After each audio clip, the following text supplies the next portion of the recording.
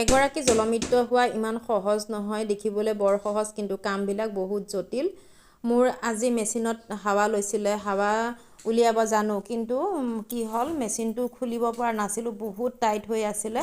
যিহেতু 2 বছৰ হ'ল মই মেচিন খোলা নাই, কাৰণ হাৱা লোৱা নাছিলে, খুলিবলগীয়াও হোৱা নাছিলে। আৰু লগে লগে মানুহজনক ফোন কৰি মাতি পঠিয়ালোঁ, বেচেৰা সাজি কাচি অকণমান ওলাই গৈছিলে বজাৰলৈ বুলি, কিন্তু মই শান্তি নিদিলোঁ, মাতি আনিলোঁ। তেখেতো লগে লগে আহিলে, কাৰণ কালি ৰাতিপুৱা সময় নহয়, যিহেতু তেখেত কলেজলৈ ওলাই যাব, আকৌ বেলেগ এজন মানুহো বিচাৰিব লাগিব, তেনেকৈ বিচাৰিবলৈ মানুহো নাই। গতিকে ভাবিলোঁ ৰাতিয়ে কামখিনি কৰি লওঁ। এতিয়া ৰাতি 10টা বাজিছে। মানুহজনো আহিলে, আহি দুইজনে মিলি পেলাই মেচিনটো খুলিলোঁ।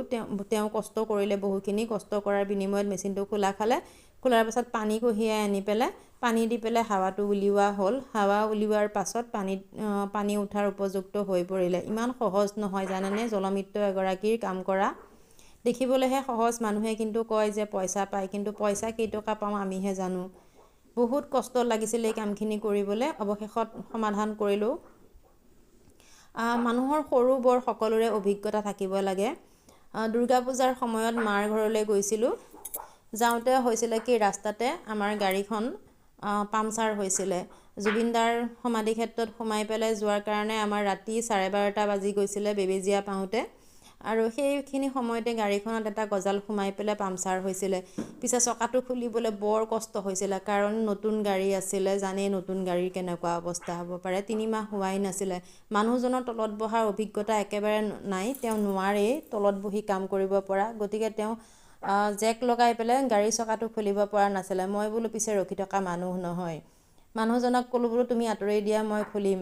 লগে লগে আৰম্ভ কৰিলোঁ জেকডাল লগাই পেলাই, আৰু চকা খুলি ধুমাধুম চকাটো ফিটিং কৰিলোঁ। ৰাতি 1 বজাত গৈ ঘৰ পাইছিলোঁ। গতিকে সকলো কামৰে প্ৰত্যেকৰে অভিজ্ঞতা থাকিব লাগে। পুৰুষ বা মহিলা বুলি কোনো কথা নহয়, তেতিয়া হয়তো যাত্ৰাৰ ক্ষেত্ৰত এনেকুৱা অসুবিধা নহয়। পিছত মানুহজনে ক'লে এইখিনি মই চাফা কৰি দিওঁ, কাৰণ মই জোতা পিন্ধি আছোঁ, তুমি চেণ্ডেল পিন্ধি আছা। পানী থকাটো বৰ ক্ষতিকাৰক, যিহেতু ইয়াত 440 ভল্টেজ থাকে, কাৰেণ্টৰ এটা কথা থাকে, হয়তো শ্বৰ্ট হ'ব পাৰে। গতিকে লগে লগে মানুহজনে এইদৰে চাফা কৰি দিলে। পানী তেখেতৰ ভৰিৰ পৰা অলপমান বোকা আহিছিলে পানীখিনিত। মই যিহেতু চেণ্ডেল পিন্ধি আছিলোঁ, টাইলছত অকণমান পিছল হৈ পৰিছিলে পানীখিনি পৰাৰ কাৰণে, গতিকে তেওঁ এইদৰে চাফা কৰি দিলে।